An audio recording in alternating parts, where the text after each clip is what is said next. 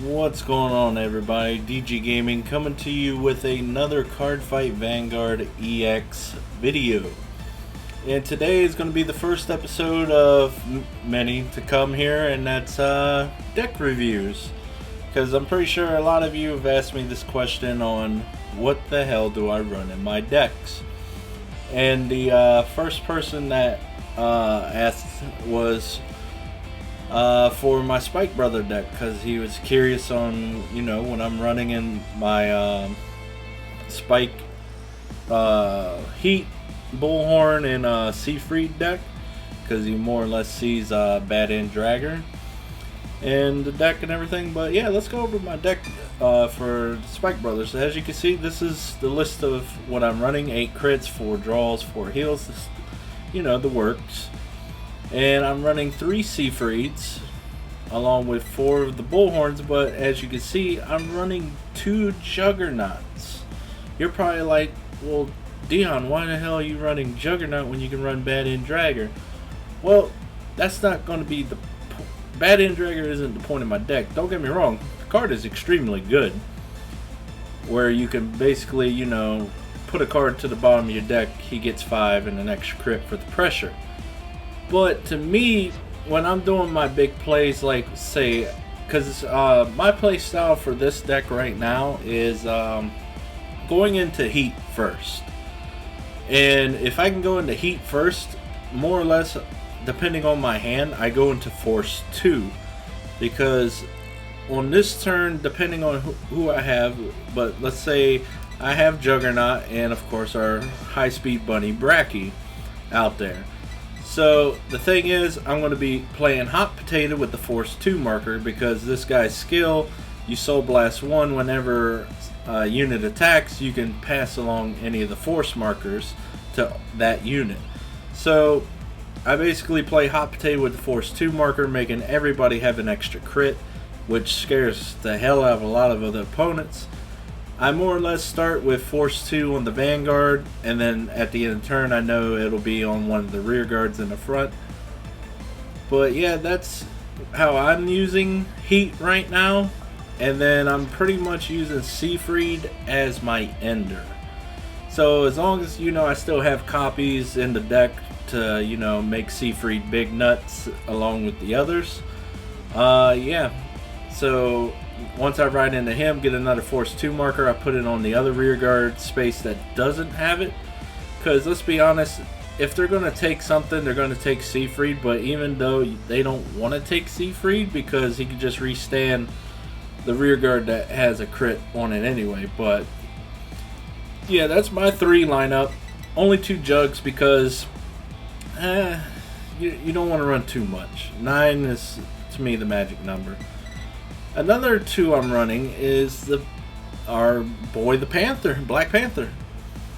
I still run him because yes, he takes a Soul Blast and everything, but let's be honest, you Soul Blast, you Soul Charge a lot because of either Seafried or something else. I play Panther because basically it's playing mind games. Am I going to do 5,000 only, or am I going to go big nuts 15?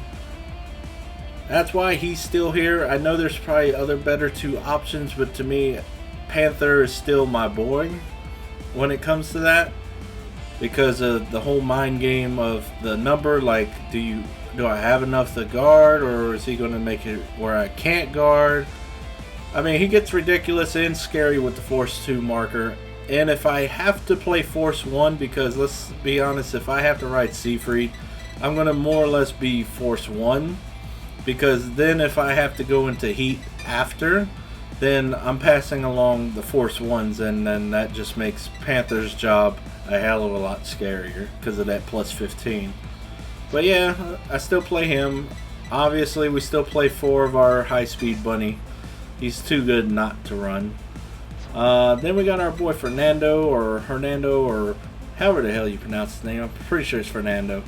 Where when he's placed, you can counterblast 1, put a card from your hand into the soul, and then depending on the grade of your Vanguards, how many cards you look from the top of the deck. And you could call up to that many cards.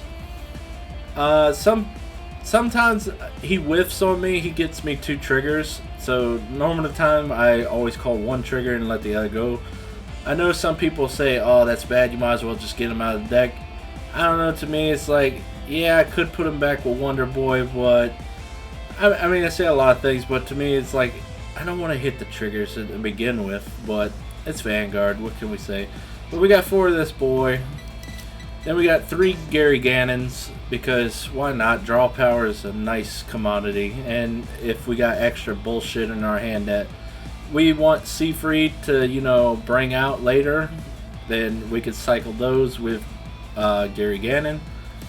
3 Wonder Boys, to me 3's just fine, and it's still helpful because that way I have Wonder Boy, Bracky, and our boy Jugs along with Panther, so we still get a lot of plays with Seafried when it comes to this card.